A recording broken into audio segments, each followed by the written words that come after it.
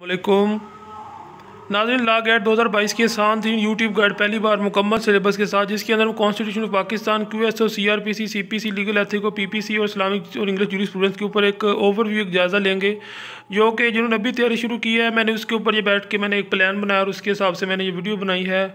और मैं इसके अंदर कोई ज़्यादा गहराई में नहीं जाने वाला। मैं सिर्फ आपको जो अभी तक अनटच है, जिनको अभी अभी पता चला लॉ गाइड का पेपर 1-2 दिन के बाद आ रहा है, तो उनके लिए ये अगर एक दफ़ा वो ये वीडियो देख लेंगे तो शायद हो सकता है कि उनको इतना यानी कि इतना ज़्यादा वो पेपर के अंदर कंफ्यूज ना हो, यानी कि उनको कुछ ना कुछ समझ आ जाएगी। वो अपना खुद अगर अभी से तैयारी शुरू कर लें हो, यानी कि उनके काफ़ी चांसेस बढ़ जाएंगे। और जिनके जो ऑलरेडी तैयारी कर चुके हैं उनके लिए वीडियो बहुत ज़्यादा ज़बरदस्त है। तो मैंने एक प्लान बनाया, उसके हिसाब से मैंने ये वीडियो बनाई है।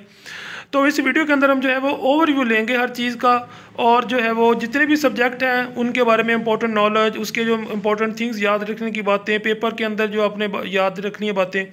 तो भाई पेपर तो होगा, पेपर के अंदर आपने सबसे पहले जाना है और जाकर आपने जो आपको सबसे पहले जो आपने MCQs टाइप, ये सारा पेपर है MCQs टाइप पेपर के हिसाब से आपने सबसे पहले जाकर जितने आपको MCQ जो आसानी से आपको आते हैं उसको सॉल्व कर लें।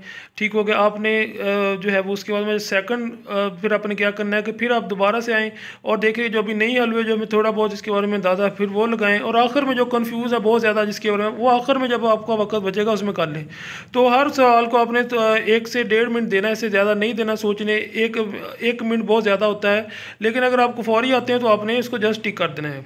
तो चलते हैं वीडियो की तरफ। इस वीडियो के अंदर काफ़ी कुछ होने वाला है। उसके बाद में ये मैंने जो लीगल एथिक्स है उसके ऊपर PPC और ये जितने भी मैंने ये अपने टैग साथ लगाए हैं आपको नज़र आ रहे हैं, ये सब के ऊपर मैंने कंप्लीट इसके MCQs वीडियो सब कुछ ये मेरे चैनल कानून बोलता के ऊपर पड़ा है। ये सिर्फ ओवरव्यू है। ओवरव्यू के अंदर जो है आपको कन्फ्यूज़ नहीं होंगे लॉ गाइड में, कम अज़ कम बैठ कर जो एक दफ़ा ये वीडियो देख लेगा। तो अब हम बात करेंगे कॉन्स्टिट्यूशन ऑफ पाकिस्तान की। तो कॉन्स्टिट्यूशन ऑफ पाकिस्तान जो है उसके मतलब अगर हम बात करें तो हमें पता चलता है कि कॉन्स्टिट्यूशन ऑफ पाकिस्तान जो है उसके अंदर कितनी जो है वो इम्पोर्टेंट बातें याद रखने की कि पेपर के दौरान जो है हमको बहुत ज़्यादा ज़रूरत पड़ेगी। तो पाकिस्तान के 4 प्रोविंस है, पंजाब, बलोचिस्तान, KPK, सिंध। उसके बाद में current name of the chief justice, आप वो आपसे पूछ सकते हैं, वो आपने याद करके जाने हैं। Current chief of army staff जो है जनरल कमर जो बाजवा हैं, और 29 नवंबर 2016 से वो अभी हैं। तो पाकिस्तान का जो नाम है वो इस्लामिक जमहूरिया पाकिस्तान है। पाकिस्तान में इस वक्त जो आइन है वो 1973 का आइन है जो 14 अगस्त को हुआ था। और उसके बाद में जो थीम है वो कौमी तराना है। कैपिटल इस्लामाबाद है। लार्जेस्ट सिटी कराची है। Official language English and Urdu है। नेशनल लैंग्वेज उर्दू है और डिमोनियम पाकिस्तानी है। और जो इसके बाद में जो पॉपुलेशन 2017 के मुताबिक 21 करोड़ 27 लाख है। एरिया टोटल है वो 7,96,96 रबा किलोमीटर है। और इसमें जो मुख्तलिफ़ किस्म के आपको इंपॉर्टेंट नॉलेज होनी चाहिए। पाकिस्तान के अंदर जो असम्बली का टेन्योर है वो किस तरह होता है, तो मैं अब थोड़ी सी हिस्ट्री आपको बता दूं कि पाकिस्तान का जो कानून है वो टोटल 3 दफ़ा बना है। ठीक हो गया। और जो पाकिस्तान का मौजूदा कानून है इसके बारे में भी, और उसके बाद में जो है वो उसके जो कॉन्स्टिट्यूशन है, वो सबसे पहला कॉन्स्टिट्यूशन है वो आया है 1956 के अंदर थे, मार्च 23 1956। आपने इससे याद रखना है कि मार्च 23 मार्च जिस तरह हमारे जो करारदाद के दिन है, तो 1956 के वो आया था। और उसमें जो 234 आर्टिकल थे, उसके 13 पार्ट थे। 234 आर्टिकल, 13 पार्ट और 6 शेड्यूल थे उसके अंदर। फिर दूसरा 1962 में आया जो 8 जून 1962, 230 आर्टिकल, 12 पार्ट्स और 3 शेड्यूल के साथ आया। फिर तीसरा जो हमारा कॉन्स्टिट्यूशन है वो 14 अगस्त 1973, याद रखने की बात है, 14 अगस्त 1973, 280 आर्टिकल, 12 पार्ट के साथ वो आया।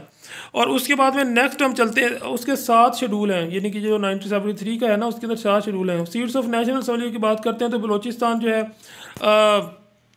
ये जो बलोचिस्तान, ये मैंने आपका पूरा चार्टर आपके सामने रख दिया, आपने इसका यहाँ से स्क्रीनशॉट ले लेना है और यहाँ से उसको ज़रूर याद कर लेना है, बहुत इंपॉर्टेंट है। ठीक हो गया। इसके अंदर कुछ समझने की बातें, 200 जो कुछ सीटें हैं जो स्पेशल सीटें हैं, तो कुछ 272 के ऊपर सिर्फ इलेक्शन होता है। और बाकी जो स्पेशल सीटें हैं उनका वो है वो जिस हल्के के अंदर 5 से ज़्यादा एक मिसाल एक पार्टी सीटें ले जाती है उसको एक स्पेशल सीट मिल जाती है। इसका मैंने आपको लुबे लुबा बता दी। एरिया और पाकिस्तान के अंदर आगे बात करते हैं तो पंजाब का जो एरिया है वो आपके सामने, जो सिंध का एरिया वो सामने, बलोचिस्तान का देख लें ये सब जो इसके जो इलाके मैंने आपके सामने रख दिए हैं। तो अब बात करते हैं कि इंपॉर्टेंट नॉलेज इसके बारे में आपको बता दिया है कि इसके जो पाकिस्तान के मतलब उसके 4 सूबे और करंट जो इसका जो general Qamar Javed Bajwa current chief minister आपने याद रख लेना है। और आबादी के हिसाब से सबसे बड़ा पंजाब है, रकबे के हिसाब से सबसे बड़ा बलूचिस्तान है। और उसके बाद में सीट ऑफ प्रोविंशियल सबसे ज़्यादा पंजाब के पास होती है, फिर दूसरे नंबर पर 130 सिंध के पास, तीसरे नंबर पर KP के पास 117, बलूचिस्तान के पास 91 सीट्स हैं, 51 सीट्स हैं जो प्रोविंशियल असम्बली में होती हैं। ठीक हो गया। और Pakistan member of Azad Kashmir assembly आपने याद रख लेने हैं। आज़ाद कश्मीर असम्बली के अंदर मेंबर जो टोटल होते हैं वो आज़ाद कश्मीर के 29 होते हैं। ठीक हो गया। उसमें जो है वो टोटल मेंबर उसके 50 होते हैं आज़ाद कश्मीर असम्बली में। उसमें जो रिफ्यूजीज़ हैं, उसमें जो लेडीज़ होती हैं, उसमें जो उलमा एंड मशाइख, ये सब मिलाकर वो टोटल 50 बन जाते हैं। और member of Gilgit Baltistan assembly के टोटल होते हैं 33। ठीक हो गया जी। अब उसके बाद में आपका जो याद रखने की बातें हैं वो आपने इसका इलेक्शन का जो सारा तरीक़ेकार याद रखना है। उसके बाद में जो आपका कॉन्स्टिट्यूशन है, इस कॉन्स्टिट्यूशन के मतलब आपने 1973 कब बना और इसको जो है वो कब अमल में इसमें कितनी तरमीम हो चुकी हैं। मुशर्रफ के मतलब मालूमात होनी चाहिए कि उसने कितने बार जो है वो पाकिस्तान में मार्शल लॉ कितनी बार लगा, किस किस ने लगाया, और जो शाहजहाँ खान ने कब हुकूमत गिराई और मार्शल लॉ कब लगा। तो ये यानी कि इंपॉर्टेंट 3 जो नॉलेज मैंने अपनी वीडियो मेरे चैनल के ऊपर पढ़ी हैं, आपने जस्ट यहाँ से स्क्रॉल करना है, जो आपने मिलती जाएंगे आपने इसको सर्च करते जाना। मैंने सिर्फ आपको यहाँ सर एक बैठकर आपको लिंक दे दी है, टास्क दे दिया, आपने यहाँ से कर लेना, अभी कर लेना है, तो बहुत ज़्यादा फ़ायदा हो जाएगा। अब चलते हैं नेक्स्ट टॉपिक। हाँ जी, नेक्स्ट अगर क्रिमिनल यकीनन ही बहुत ज़्यादा बड़ा एक टॉपिक है और इसके ऊपर अगर हम जितनी मर्जी बात करें वो कम है। क्रिमिनल लॉ का मतलब मैं आपको बता दूँ कि criminal code of criminal procedure, ये एक्ट जो है 1898 में आया, कोड ऑफ क्रिमिनल प्रोसीजर। और इसके अंदर हम कह सकते हैं कि पाकिस्तान के अंदर मुख्तलिफ़ किस्म की जो हमारे जो जैसे कि हबीस कॉर्पस एक्ट है, जैसा कि मुख्तलिफ़ किस्म के जो इससे मुतल्लक हैं, तो हम इसके पार्ट बाय पार्ट बात करते हैं। सबसे पहला इसका जो है वो इसका इफ्तिताहिया, दूसरा हिस्सा जो है वो constitution and powers of the criminal court of offences हैं, और उसके बाद में तीसरा हिस्सा जो इसका है वो है कि इसका जो तीसरा हिस्सा है वो है process of compel to the production of documents and the other movable property के बारे में जो इसका तीसरा हिस्सा आता है। चौथा हिस्सा जो है वो प्रिवेंशन ऑफ ऑफेंसेस है। और पाँचवा हिस्सा जो है वो इसका important information to police and their power to investigate आ गया। छठा इसका हिस्सा है जो प्रोसीडिंग इन प्रोसिक्यूशंस है। सातवां हिस्सा इसका appeal references and the revision के अंदर आ जाता है। ये बहुत इंपॉर्टेंट हिस्सा है इसका सातवां, और इसकी वीडियो मैंने अपने चैनल को बना के फेंकी, आप वहाँ से देख सकते हैं। और इसके बाद में इसका नौवां हिस्सा है वो है वो सप्लीमेंट्री प्रोविजंस आ गई, यानी कि नौवां हिस्सा इस वक्त जैसे आएगा कि बाकी 2 हिस्से इस पेपर का ऐसा नहीं है। तो ये आपने इसको याद रख लेना है, और आपने इसके ये जितने मैंने हिस्से बताए हैं ये सब आपने एक दफ़ा नज़रसानी कर लेनी है। और इसके इंपॉर्टेंट सेक्शन मैं आपको बता देता हूँ। इंपॉर्टेंट सेक्शन के ऊपर मैंने पूरी वीडियो PPC में अभी लिंक में दे देता हूँ, इसके ऊपर पढ़िए। आप अपने इंपॉर्टेंट सेक्शन ज़रूर इसके याद करें, आप इसका पेपर पास कर लेंगे। ठीक हो गया। इसके हिस्से याद रखने की जरूरत नहीं है, तो आपने ज़रूर वहाँ से वीडियो मेरे चैनल पर देखने से स्क्रॉल करके या आपने जितने इसके इंपॉर्टेंट सेक्शन मैंने अकेले के ऊपर वीडियो बना कर रखी है। Thanks for watching. अब अगले सेक्शन पर इस्लामिक एंड इंग्लिश जूरिस्प्रूडेंस। तो बेसिकली यहाँ पर याद रखने की सबसे पहले मैं इस्लामिक के ऊपर थोड़ा सा बोलूँगा, क्योंकि वीडियो मैंने इसके सारे MCQs की बनाई हुई हैं। सिर्फ मैं यहाँ पर आपको बैठकर तो इस्लामिक जो है उसके ऊपर मैं आपको बता दूँ, इस्लामिक इंग्लिश जूरिस्प्रूडेंस बेसिकली इसके अंदर जो है वो जूरिस्प्रूडेंस एक कानून को समझने की बात को कहते हैं कि कानून को समझना। अब इस्लामिक कानून को समझना, इंग्लिश कानून को समझना। अब जो इंग्लिश कानून है समझे, उसके अंदर 3-4 जो राइटर हैं उनके बहुत बड़े बड़े कानूनदान हैं, उनके उन्होंने इसके अंदर बातें बताई हुई हैं।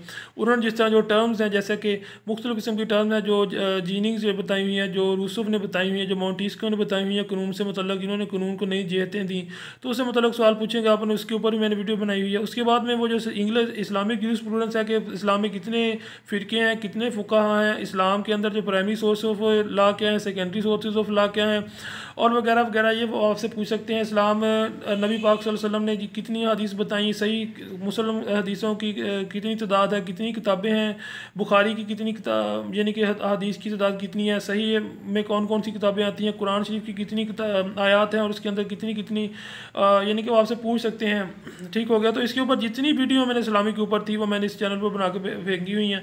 तो आप वहाँ से जाके इसको देख सकते हैं और इसी के मुताबिक पेपर आएगा, ठीक है ना। आपने एक ओवरव्यू सा देख के सब पेपर दे देना, जिनको अभी तक नहीं पता, जिनको आता है वो इसको यानी कि जितने ज़्यादा पढ़ेंगे उतने ज़्यादा फ़ायदा है।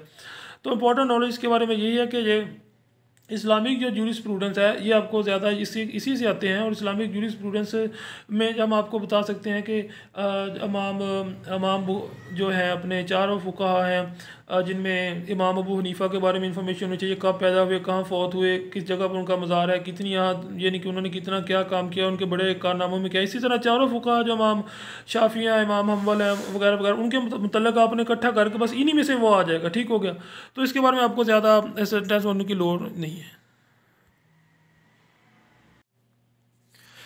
क्यूएस के अंदर बात कर लें कि इसके कितने हिस्से हैं, और ये यानी कि इसको तो crew and law of evidence को कहते हैं, क्रू ने शहादत ऑर्डर 1984। इसकी इन्फोर्समेंट डेट 28 अक्टूबर 1984 है, सेक्शन 166 है, पार्ट 3 है, चैप्टर 13 है। वो इसमें पूछ सकता है कि इसके मुख्तलिफ पार्ट्स के बारे में पूछ सकता है, मुख्तलिफ हिस्सों के बारे में पूछ सकता है, मुख्तलिफ इसके सेक्शंस के बारे में पूछ सकता है। इसी से एमसीक्यूज बनते हैं और इसके अंदर आपने नहीं जाना। तो इसके इंपॉर्टेंट सेक्शन, इंपॉर्टेंट पार्ट को मैंने वीडियो बनाकर मुझे फेंक दी है, तो आप वहाँ से इसको जाकर देख सकते। लेकिन मैं इंपॉर्टेंट आपको बताता चलूँ कि इसके 3 हिस्से हैं, और यहाँ पर बताता चलूँ कि इसके जो है वो 3 पार्ट्स हैं, 166 सेक्शन और 13 चैप्टर हैं। तो यहाँ से जो मुख्तलिफ अपने इंपॉर्टेंट चैप्टर हैं मैंने बाकायदा निशान लगाकर वहाँ पर वीडियो बनाई हुई है, तो आप यहीं से भी इसको यानी कि इसके लिंक के नीचे मैं दे देता हूँ। तो बाकी भी आप मेरे चैनल को सर्च करके जितना भी लॉ गाइड के मतलब लेटेस्ट अपडेट आप हासिल कर सकते हैं। अब चलते हैं नेक्स्ट। तो पीपीसी, सीआरपीसी और सिविल लॉ जो है उसके ऊपर मैंने वीडियो बना दी है सारी। तो अब ये लीगल एथिक की तरफ चलते हैं। लीगल एथिक में वो पूछ सकता है कि एक लॉयर जो है उसकी क्या ड्यूटीज़ हैं, उसके क्या जो करने के काम हैं, और वो यानी कि उसको तरह तरह की उसकी ड्यूटीज़ हैं। वो आपकी जनरल नॉलेज चेक करेंगे, ठीक हो गया। सिलेबस से ज़्यादातर नहीं आते, ये सिलेबस के अंदर ये होते नहीं हैं। तो ज़्यादातर वो आपसे पूछते हैं कि एक लायर के तौर पर आपके क्या एथिक्स हैं, आपके क्या आपके तरीक़ाकार होना चाहिए, ठीक हो गया। तो आपको पता होना चाहिए एक लायर जो है उसकी क्या ड्यूटीज़ होती हैं, वो अपना जो क्लाइंट उसके पास आता है उसके साथ उसको कैसे बिहेव करना चाहिए, यकीनन अच्छी तरीके से बिहेव करना चाहिए। उसके साथ जो फ़ीस की जो डन करता है वो उसको कौन सा इख्तियार देता है। उसके बाद में जो है वो जो प्रैक्टिस करने जाता है, क्या वो अपना दूसरे होते जो हैं उससे वो रख सकता है वो कदम इस तरह के सवाल, या इसके मतलब मुख्तलिफ किस्म के ऐसी इंपॉर्टेंट मैंने इसी चैनल के ऊपर कानून बोलता है के ऊपर अपनी वीडियो बना दी है। और लीगल एथिक्स जो है वो बहुत ही इंपॉर्टेंट है जिनको उनके लिए जिनको पेपर वीक है बाकी का, तो वो लीगल एथिक्स से फ्री के नंबर हैं। ये तकरीबन 100 के करीब एमसीक्यूज़ के ऊपर मैंने वीडियो बनाई हुई है, और ये जो वीडियो है आप इसको ज़रूर देख लें। इसके ऊपर यानी कि यकीनी तौर पर जो है आपको लीगल एथिक जो है वो आपका आसानी से मसला हल जाएगा। तो ये मैंने एक छोटी सी गाइड सी बनाई थी इसके ऊपर। तो मेरा कोशिश यही थी कि जो बेचारे जो बिल्कुल अभी अनटच है, जिनको समझ नहीं आ रही है किस तरफ जाना है, तो मैंने इसके ऊपर मैं मुख्तलिफ किस्म की वीडियो पहले भी बना चुका हूँ टिप्स एंड ट्रिक्स के मतलब। तो ये वीडियो ज़रूर देखें, उसको ज़रूर शेयर कर दें, शेयर ज़रूर कर दें उसको। सब हमारे चैनल कानून बोलता है, सब्सक्राइब कर लें। थैंक्स फॉर वाचिंग, देखते रहिए कानून बोलता है।